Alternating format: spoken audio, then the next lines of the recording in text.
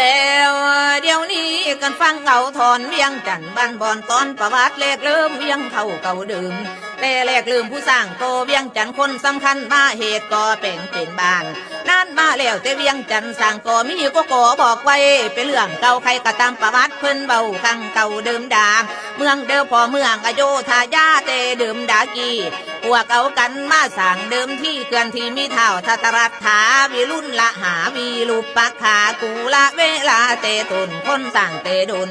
บอกเตตุนคนผู้มาเหตุเถื่อสิเสร็จเป็นเมืองมากไม้ลายมือพวกเดิมพอพวกนี้คือคนสั่งทางโพนขุดกุนมีหลายคนก่อสั่งสีน้ำบางบ่อไว้บอกบ่ได้มันมีมากเหลือนาบพาญาตับโบละมีส่งลงมาไต่ตำนานดื่มไขไว้หลายคนมากหมู่เท่าลุ่มลูไว้รวยมาสั่งซอยกัน